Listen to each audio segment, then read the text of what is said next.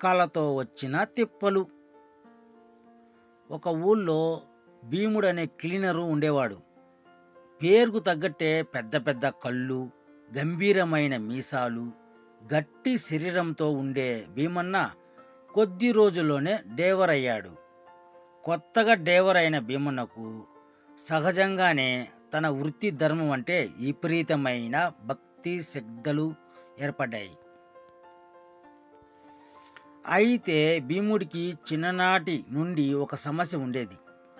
ఎప్పుడు పడుకున్నా సరే వెంటనే అతనికి గొప్ప కలలు మొదలయ్యేవి. ఆ కలల్లో ప్రపంచానే ఉంటూ అతను ఒక్కసారిగా భీకరంగా నవ్వేవాడు, ఒక్కోసారి బాధగా మూలిగేవాడు. ఈ రెండు చేసేటప్పుడు అతను ప్రశాంతంగా గది అదిరెట్టుగా గురక పెట్టేవాడు. అట్లాంటి వ్యక్తితో సహజీవనం చేయాలంటే ఎంత ఓపిక అవసరమో మీకు ఈ పాటికి అర్థమై ఉంటుంది. భీముడి భార్య బంగారమే, నిజంగా బంగారం లాంటిదే. ఆమెకు భీముడే ప్రత్యక్ష దైవం. తన దైవం నిద్రపోతున్నప్పుడు తన కాలి అందెలు మ్రోగి అయినకు ఎక్కడ నిద్ర భంగము వేస్తుందేమోని ఆమె గజ్జెలు పెట్టుకోవడము మానేసింది. భర్త ఎంత పెద్దగా నవ్వినా, ఎంత గట్టిగా గురగపెట్టినా బంగారం మాత్రం బహు చక్కగా సర్దుకుపోతుండేది. ఒకరోజు భీమన యథాప్రకారం లారీ దిగి ఇంటికొచ్చాడు. దూర ప్రయాణం చేసి వచ్చాడేమో. భోజనం చేయగానే కునుకు పట్టింది. బంగారం కూడా పని ముగించుకొని వచ్చి పడుకున్నది. నిద్రలో భీమన్నకు డ్రైవింగ్ పని పట్టింది.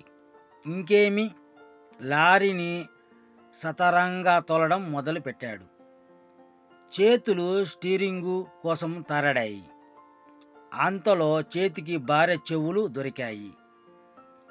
వాటిని పట్టుకొని భీమన్న కులసాగు స్టీరింగ్ తిప్పుతూ లారీని తోలసాగాడు. బంగారానికి టపీమని మెలకు వచ్చేసింది. కానీ భర్తకు నిద్రభంగం కాకూడదని మినుక్కుండిపోయింది. అంతలో లారీ వేగం పెంచాల్సి వచ్చింది. మెల్లగా భార్య మెడ కాస్త వేగం పుంజుకున్నది. తల అటూ ఇటూ తిప్పుస్తున్నాడు భీమన్న.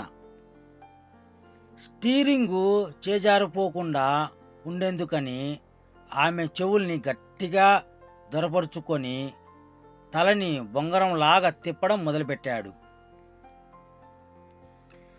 అంతలో మరి రోడ్డుకు ఎత్తు పొలాలు కనపడ్డాయి. వేగం తగ్గించాలి, క్లచ్ నొక్కాలి, గేరు మార్చాలి. ఎడమ కాలు భార్య కాలని గట్టిగా నొక్కుతుండగా భీమన్న చెయ్యి గేరు కోసము వెతుకుసాగింది. అతనికి ఇప్పుడు బంగారం చెయ్యి దొరికింది. ఇక డ్రైవర్ గారు ఆమె చేతిని ముందుకి వెనక్కి లాగుతూ డ్రైవింగు మొదలుపెట్టాడు. భార్యమని అరుద్దామనుకున్నది, కానీ అరవలేక రెండో చేత్తో నోటిని అదుముకున్నది. అంతలో ఇంకేముంది, వాహనానికి ఎదురుగా ఒక బర్రె వచ్చి నిలుచున్నది. బ్రేక్ వేయాలి. బ్రేక్ ఏది? భీమన్న కాలెత్తి బాగా పైకి తీసి ఎగిరి ఒక్క తన్ను తన్నాడు. ఆ తన్నుకు బంగారము కెవ్వు నరిచి మంచం మీద నుండి దభీమని నేలపడింది. అయినా ఆవిడ గారి భర్తను తట్టి లేపేందుకు మనసొప్పలేదు. అంతలో భీమన్న లారీ వేగం పెంచాడు. ఎదురుగుండా రోడ్డు వంకర తిరిగి కనపడ్డది. నిద్రలో ఒక ఉదుటున్న శరీరమంతా ఊపి స్టీరింగ్ను తిప్పబోయాడు.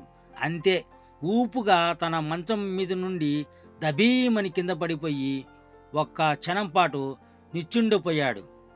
చెయ్యి యాత్రికంగా వెతికింది లైటు కోసం. లైట్ వేసి చూసుకుంటే తన గదిలో ఒక మూలన పడి ఉన్నాడు. బంగారము రెండో మూలన కూర్చొని బొప్పి కట్టిన తలను తడుముకుంటున్నది. సిగ్గుపడ్డ భీమన్న భార్యకు క్షమాపణలు చెప్పుకున్నాడు. గాని మళ్ళీ పడుకోగానే ఇంకో కళ మొదలైతే మరి ఎవరిది తప్పు? వీడియో నచ్చింటే ఒక లైక్ చేయండి, సబ్స్క్రైబ్ చేసుకోండి. జై హింద్.